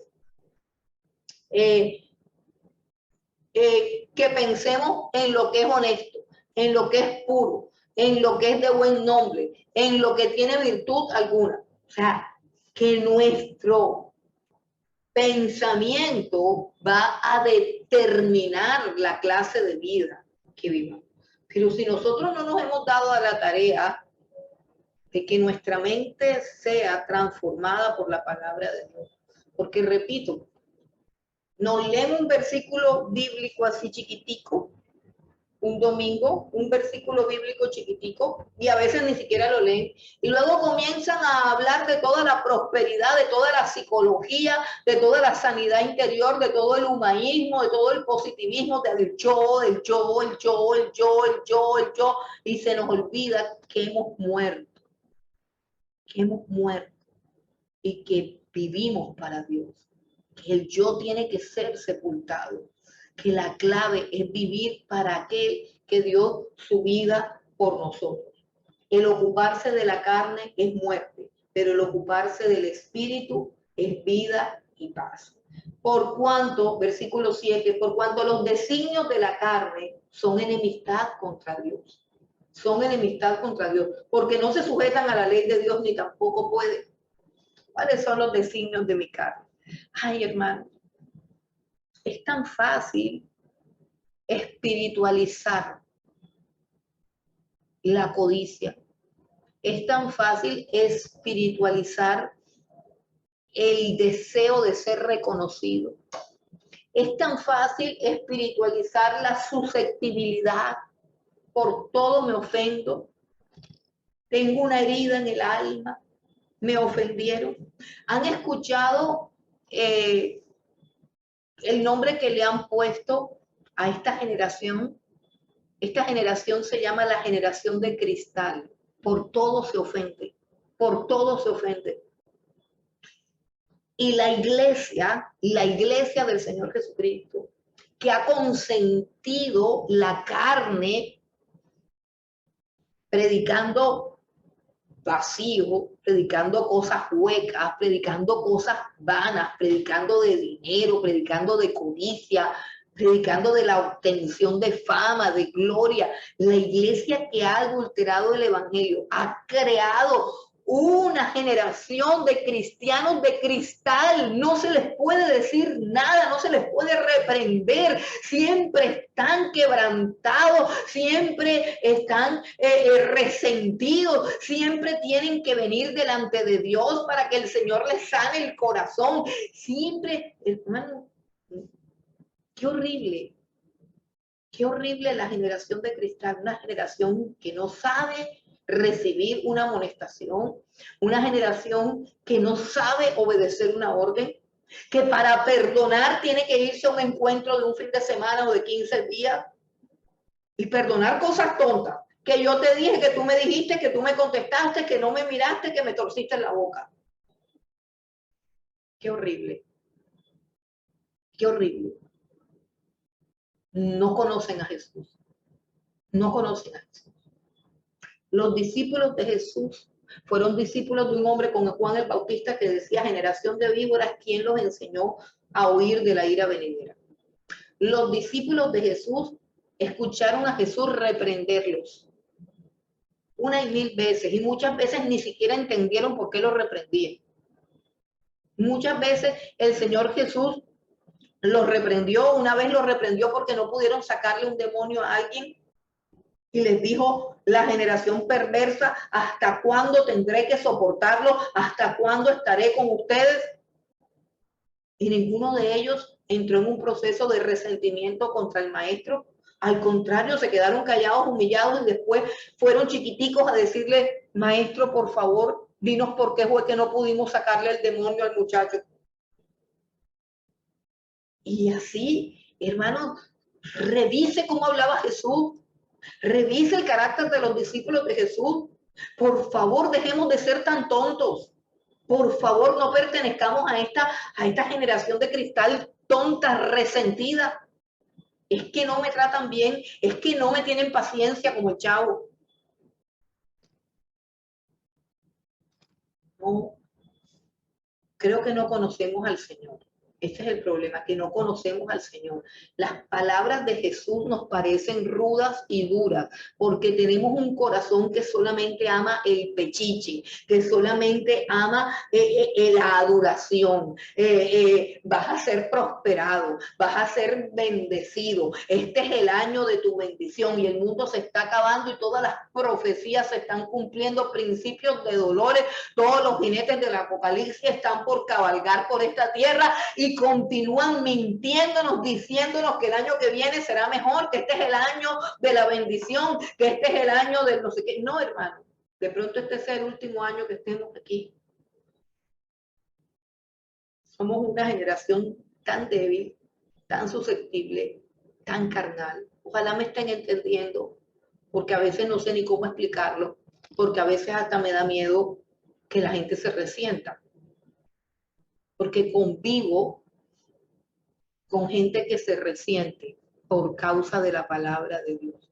Esta palabra ya es cosa extraña, esta palabra los ofende, esta palabra los ofende, porque los oídos no están adiestrados para oír la palabra de Dios. Estamos oyendo cuentos, estamos oyendo fábulas, estamos oyendo profecías falsas, estamos oyendo mentiras, cosas que endulzan nuestros oídos y que nos distraen. Continuamos. Los designios de la carne son enemistad contra Dios. Hermano, lo que mi carne desea, no es siempre la voluntad de Dios. Casi siempre es contraria a lo que Dios quiere. ¿Por qué no lo podemos entender? Lo dice toda la Biblia. El Señor dice en Isaías, porque vuestros caminos no son mis caminos. Como es más alto el cielo que la tierra, así mis caminos son más altos que vuestros caminos y mis pensamientos más altos que vuestros pensamientos. ¿Cómo creer que todo lo que anhela mi corazón es la voluntad de Dios? ¿Cómo creer que todos los deseos de mi carne, los deseos de mis ojos y la vanagloria de la vida es lo que Dios ha preparado para mí? Cuando Dios dice que todo eso es enemistad, que el que ama las cosas de este mundo, el amor de Dios no está en él. ¿No dice también Santiago, almas adúlteras? Pedid y no recibid, porque pedid para vuestros propios deleites, almas adúlteras. Se han olvidado que la amistad con el mundo es enemistad contra Dios. ¿Por qué? Porque nos han alimentado la carne. Lo que el apóstol Pablo está diciendo, por favor no pienses en la carne, piensas en las cosas del Espíritu Santo. Pero eso no es lo que estamos haciendo y por eso no vemos ninguna transformación. Versículo 8, Romanos 8:8 dice, los que viven según la carne no pueden agradar a Dios. Si tú quieres agradar tu carne, no vas a poder agradar a Dios. Si tú quieres satisfacer tus necesidades, nunca vas a poder satisfacer el corazón de Dios. Los que viven según su propia carne no pueden agradar a Dios, porque lo que tu carne desea es contrario a lo que desea Dios. Entonces, ahora hay como un estilo de vida de, no, yo no me voy a complicar, yo no me voy a cargar con eso, yo no me voy a dar mala vida. O sea, un estilo de vida completamente humanista, psicológico, centrado en el bienestar. O sea, que te sientas bien. Pero si tu carne se siente bien, tu espíritu no se puede sentir bien. El versículo 9 dice, mas vosotros no vivís según la carne. Mas vosotros no vivís según la carne. ¿Qué significa que no vives según la carne? Es que tienes que someter tu carne. Es que tu carne tiene que morir. Hacer morir en vosotros lo terrenal. Eso es un proceso que implica violencia. A eso se refería también la Biblia cuando decía desde Juan el Bautista hasta nuestros días, el reino de los cielos sufre violencia y los violentos lo arrebatan. Queremos un cristianismo de pura satisfacción de la carne, queremos un cristianismo de puro deleite y de puro placer. Se nos ha olvidado aquella disciplina de la iglesia primitiva de mortificar la carne, la disciplina del ayuno, de la austeridad, de la búsqueda, de la privación de las cosas de la carne. Pero hoy en día no nos privamos de absolutamente nada. Estamos habituados a hundir un botón para conseguir las cosas. Y cuando hundimos el botón y no funciona, nos desespera. Y hundimos el botón duro. Porque al hundir un botón se consigue lo que nosotros queremos. no existe ni la paciencia, ni la templanza, ni nada de esas virtudes que son propias del Espíritu Santo, porque vivimos una vida supremamente carnal. El versículo 10 del capítulo 8 de Romanos dice: pero si Cristo está en vosotros, el cuerpo en verdad está muerto a causa del pecado, mas el espíritu vive a causa de la justicia. Ustedes recuerdan cuando Jesús está en el huerto del Getsemaní, está sudando gruesas gotas de sangre, está clamándole a Dios, está clamando al Padre. Primero le pide que pase, si es posible que pase de sí esa copa, pero que se haga la voluntad. Y luego él continúa en una lucha donde viene un ángel a fortalecerlo, pero él tres veces se levantó de ahí de su oración y vino a donde sus discípulos y les dijeron y les decía que oraran y que oraran. Pero la Biblia relata que los discípulos estaban rendidos de sueño. Jesús les dice: velad y orad. El espíritu siempre a la verdad está dispuesto, pero la carne es débil. ¿Cuál era el conflicto? Hombre, el cuerpo quería dormir, pero Jesús les decía: velen y oren. Usted no tiene ese conflicto, yo lo tengo. El Espíritu Santo de Dios dentro de mí me dice: levántate a orar, y mi cuerpo inmediatamente inventa una excusa, mi cuerpo inmediatamente se opone. ¿Cuál es la salida?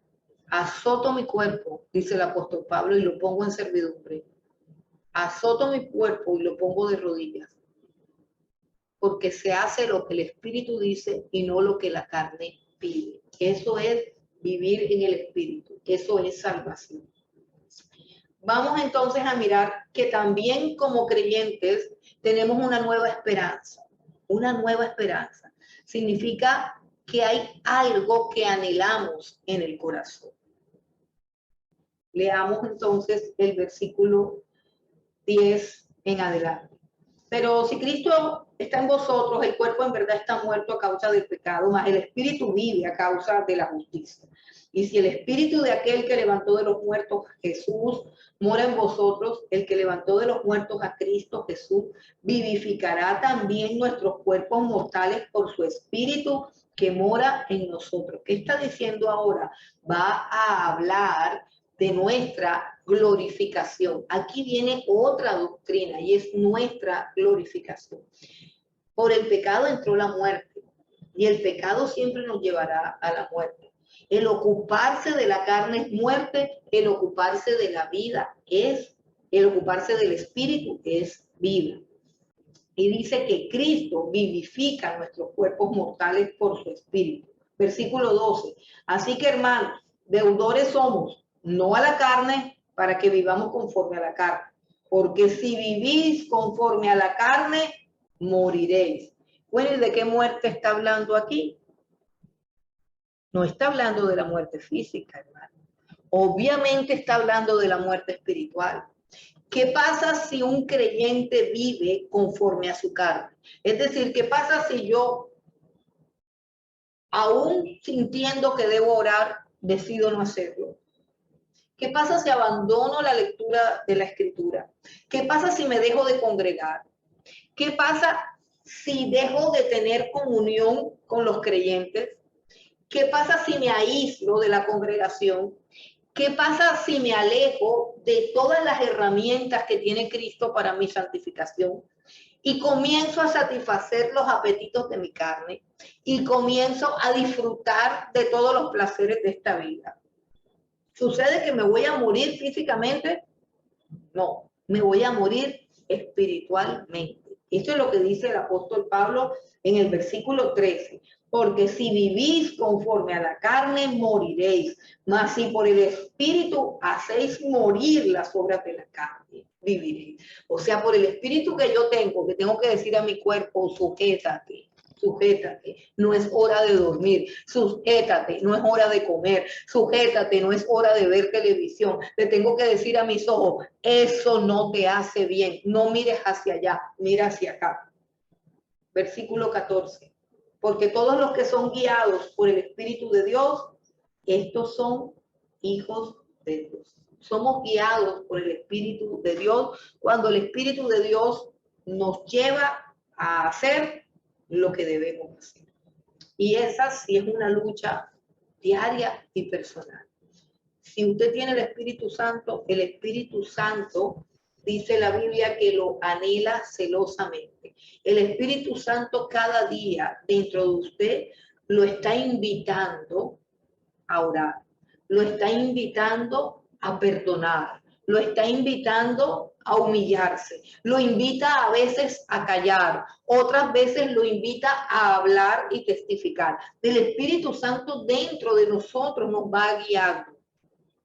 Usted decide a quién obedece, porque la carne también pide. La carne pide sueño, la carne pide comida, la carne pide el placer de hablar de los demás. El Espíritu dice, cállate, porque tú también has hecho lo malo. ¿A quién escuchamos? ¿A quién escuchamos? Los que son del Espíritu piensan en las cosas que son del Espíritu. Los que son de la carne, pues piensan en las cosas que son de la carne.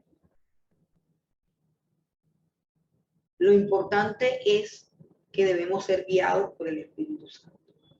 Ahora, como creyentes también tenemos un nuevo sentido de pertenencia, un nuevo sentido de pertenencia.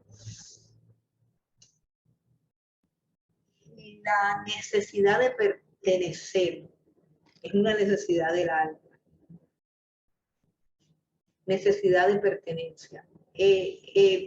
Tanto la psicología como la Biblia muestra claramente que el ser humano está dotado de esa necesidad. Tenemos una necesidad de pertenecer, por eso Dios nos crea dentro de una familia, para que pertenezcamos a una familia.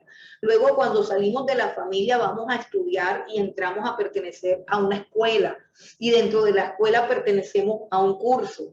Y así siempre estamos perteneciendo a un determinado grupo. Y ese sentido de pertenencia nos da satisfacción a nuestra alma, nos da identidad, nos da fortaleza, nos da sentido de vida, o sea, el propósito de nuestra existencia. Y ahora, en Cristo Jesús, una de las cosas más importantes que Dios nos da es un nuevo sentido de pertenencia, de que pertenecemos al pueblo de Dios. Versículos 15 al 17, 8 del 15 al 17. Dice, pues, ¿no habéis recibido el espíritu de esclavitud para estar otra vez en temor, sino que habéis recibido el espíritu de adopción por el cual clamamos, Abba, Padre? El Espíritu mismo da testimonio a nuestro espíritu de que somos hijos de Dios. Y si hijos, también herederos, herederos de Dios y coherederos con Cristo, si es que padecemos juntamente con Él, para que juntamente con Él seamos glorificados. Entonces, mire que está en plural. Por el Espíritu podemos llamar a Dios Padre. Abba Padre es una expresión aramea que se puede traducir como papito o como papi. Es como la expresión de un niño pequeño que tiene una intimidad y una confianza plena en su padre. Abba Padre es una expresión que sale del corazón y es producida por el Espíritu Santo. O sea que no tenemos la certeza de que somos hijos de Dios porque nos parezcamos a Él, sino que la certeza de que somos hijos de Dios es porque el Espíritu de Dios está dentro de nosotros y nos impulsa a llamar a Dios Padre, a sentirnos hijos y a clamar.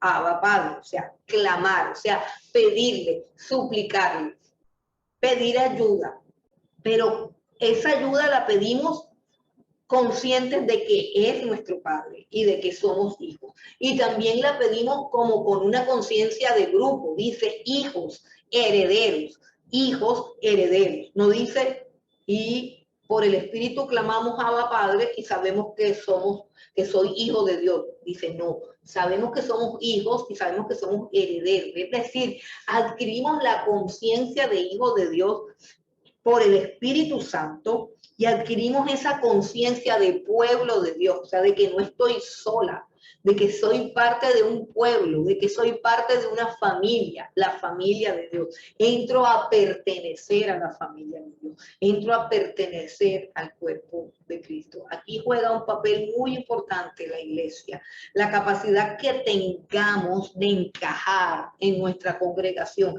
es vital para nuestro crecimiento espiritual, es vital para sobrellevar la vida cristiana.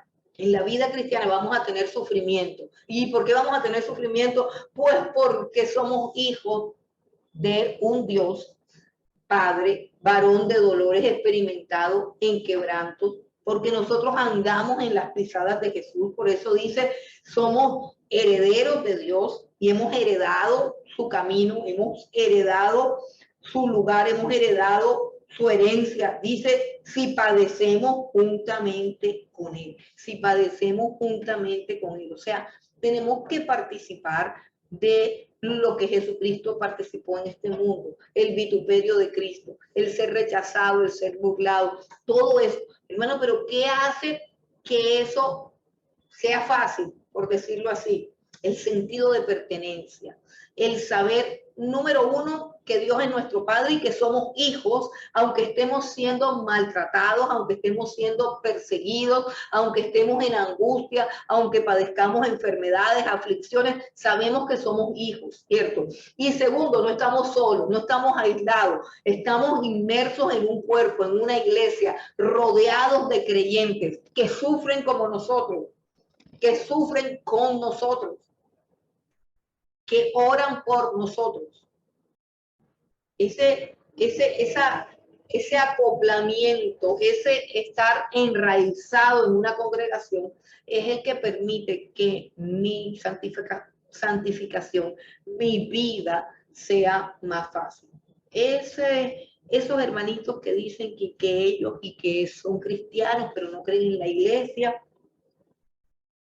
y que se congregan de vez en cuando y de lejitos.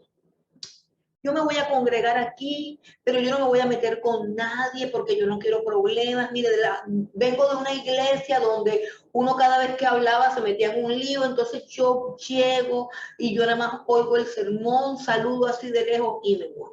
Pero yo no quiero problemas con nadie. No, hermano. Bájese de la nube, sí tiene que tener problemas con todo el mundo, porque usted crece en la medida en que usted aprende a aceptar a los demás, a perdonarlos y a sobrellevar las cargas los unos de los otros, así como a usted también lo tienen que soportar. En la vida cristiana consiste en que usted soporta a los pesados de sus hermanos y sus hermanos soportan la pesadez de usted. La vida cristiana no consiste en que yo soy una persona tan buena, tan noble y aquí son tan malos que yo mejor no me meto con nadie porque me van a ultrajar, me van a maltratar, van a hablar mal de mí. Esa generación de cristal no puede crecer en una comunidad. No, tenemos que crecer y tenemos que interactuar los unos con los otros y tenemos que ofendernos y tenemos que perdonarnos. Y tenemos que amarnos y tenemos que ejercitarnos en aceptarnos los unos a los otros. Y en eso consiste la vida cristiana. En el camino crecemos y nos aprendemos a amar. En el camino crecemos y nos aprendemos a aceptar. En el camino llega un punto, hermano, en que ya sabemos nuestros defectos, pero nos amamos así. Y eso se llama crecimiento y madurez. Pero cuando yo digo, no, conmigo no te metas, entonces no hay posibilidad de crecer. No hay posibilidad de sufrir. Si usted no quiere problemas, no sea cristiano. Si usted no quiere sufrir, no sea cristiano. El camino de la cruz es un camino de lágrimas, de sufrimiento y de dolor, pero es el camino de la gloria. Es el camino de la gloria y es el camino de la salvación. Bueno, continuamos entonces, un nuevo sentido de pertenencia. Ahora el creyente espera ser glorificado. El creyente no espera ser condenado. El creyente no espera ser castigado. El creyente espera ser glorificado. La esperanza nuestra es la esperanza de la gloria de Dios. Recuerden que por el pecado fuimos destituidos de la gloria de Dios, pero por la obra del Señor Jesucristo, por su gracia y por la justicia de Cristo, volvemos a ser imagen de Dios y volvemos a ser glorificados por Dios. Versículo 19 al 25. Dice la palabra del Señor: porque el anhelo ardiente de la creación es el aguardar la manifestación de los hijos de Dios. ¿Qué quiere decir eso? Que todavía no se ha manifestado lo que somos. Todavía somos vasos de barro, todavía somos frágiles, todavía somos mentirosos, todavía somos envidiosos, todavía somos orgullosos, todavía somos jactanciosos, todavía somos necios. En fin, todavía no somos perfectos. Pero la creación anhela ardientemente el día en que los creyentes se manifiesten en toda su gloria y esplendor. Nosotros esperamos ser glorificados. Versículo 20. Porque la creación fue sujetada a vanidad, no por su propia voluntad, sino por causa del que la sujetó en esperanza. ¿Cómo así? La creación fue sujetada a vanidad. Sí. ¿Quién la sujetó a vanidad? Dios. ¿Recuerdan cuando el hombre pecó? Dios dijo: por cuanto esto hiciste, maldita será la tierra por tu causa. Espinos y abrojos producirá y comerás de ella con el dolor de tu frente y con dolor de... Ok, y la tierra no tenía nada que ver con nuestro pecado, pero la tierra recibió digamos, un castigo. ¿Y cuál fue el castigo de la tierra? ¿Cuál fue el castigo de la tierra? El castigo que Dios le dio: ser habitada por nosotros.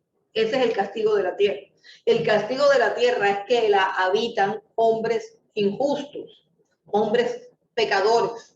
El castigo de la tierra es que sobre ella se derrama sangre inocente de asesinatos, de violaciones, de depravaciones, de crímenes de lesa humanidad, de toda una cantidad de cosas.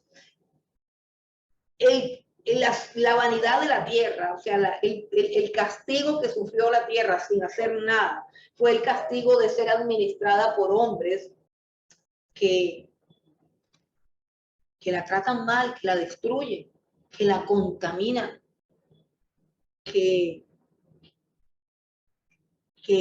dañan un río, que dañan un ecosistema, que destruyen una reserva natural, que talan los árboles, en fin, toda la contaminación que sube a la atmósfera y toda la contaminación de gases químicos que fluye sobre la tierra, sobre los océanos, sobre los mares.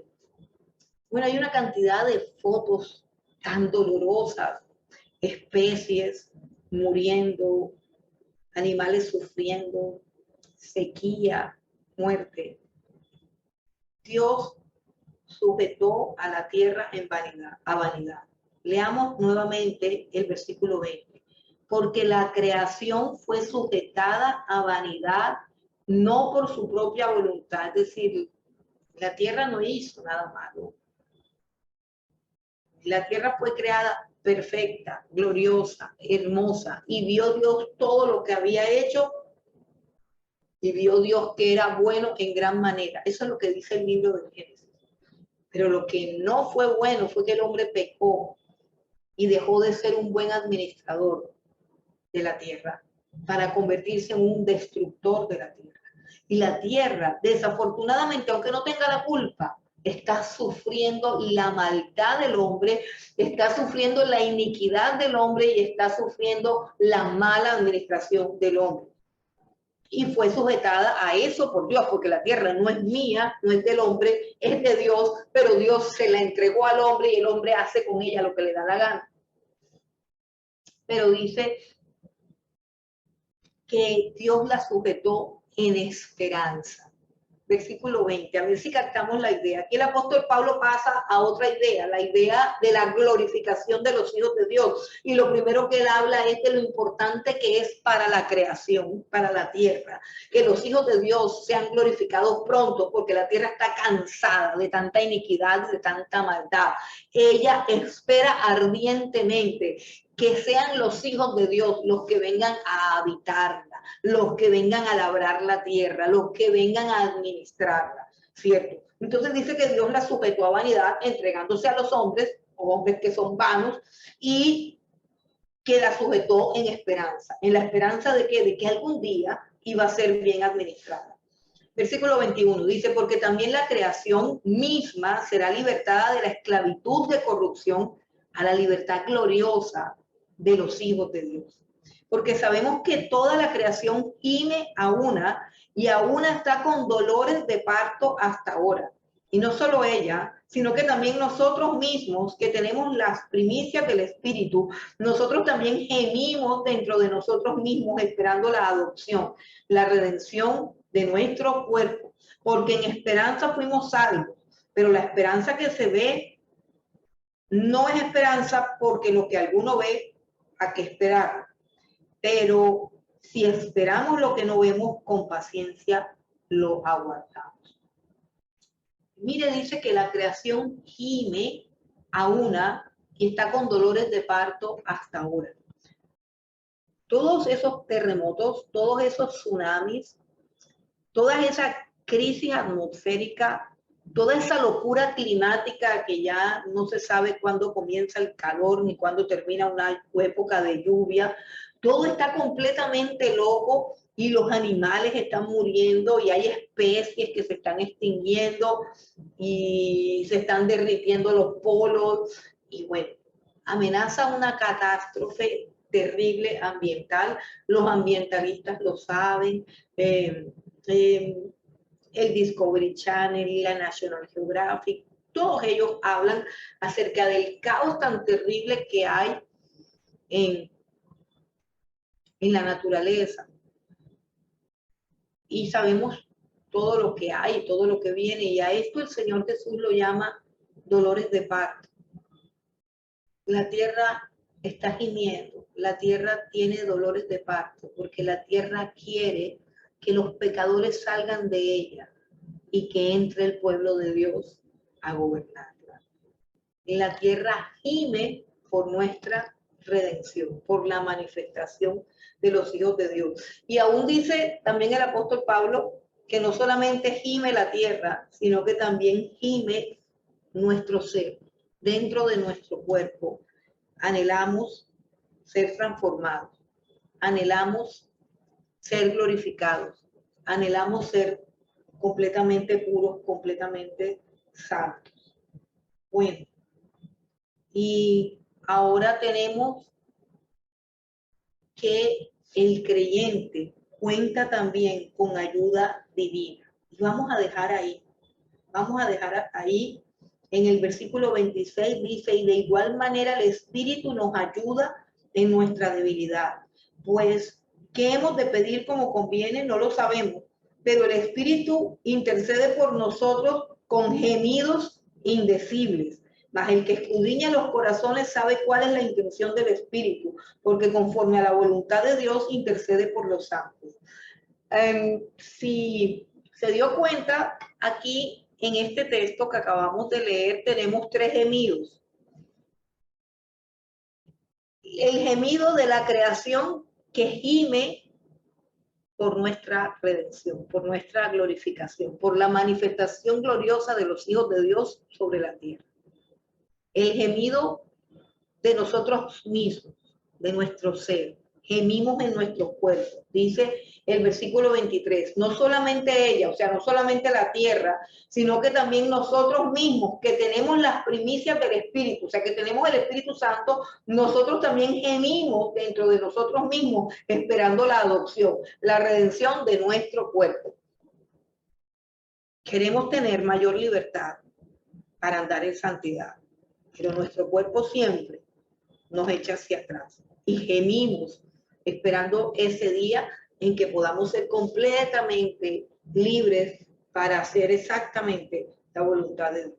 Pero también el Espíritu Santo nos ayuda con gemidos indecibles. Y todos esos gemidos son, ¿por qué? Por nuestra santificación, por nuestra glorificación, por nuestra redención.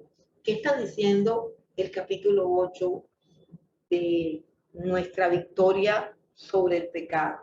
Que no hay condenación, porque estamos en Cristo Jesús. El Espíritu de Cristo nos libra de nuestra tendencia pecaminosa. Que tenemos que entrenar nuestra mente para pensar en las cosas de Dios y dejar de pensar en las cosas de la carne. Que tenemos que vivir según el Espíritu y no podemos satisfacer los apetitos de nuestra carne. Que ese mismo Espíritu actúa en nosotros, dándonos convicción de que somos hijos de Dios y por eso clamamos Abba Padre. Que tenemos que tener conciencia de que pertenecemos a la familia de Dios. De que tenemos que saber que el Espíritu Santo nos guía para que hagamos la voluntad de Dios. Que si somos hijos de Dios, también somos herederos. Y que el Espíritu Santo es el que gime también por nosotros, junto con la creación y junto con nuestro ser, gemimos todos esperando que nuestra glorificación. El capítulo 8 lo que nos dice es que nosotros los que somos de Cristo vamos a ganar la batalla de la salvación. La hemos ganado. Estamos en Cristo Jesús. Y todo lo que haya a nuestro alrededor y todo lo que haya en nuestro interior está trabajando por nuestra salvación, trabajando por nuestra victoria. Nosotros solamente tenemos un enemigo al que vencer. El único enemigo que tenemos que vencer es nuestra carne, porque al diablo Jesucristo lo venció en la cruz del Calvario. Al único enemigo que tenemos, con el que tenemos que pelear, es con nuestra propia carne. Y es una lucha ¿para qué?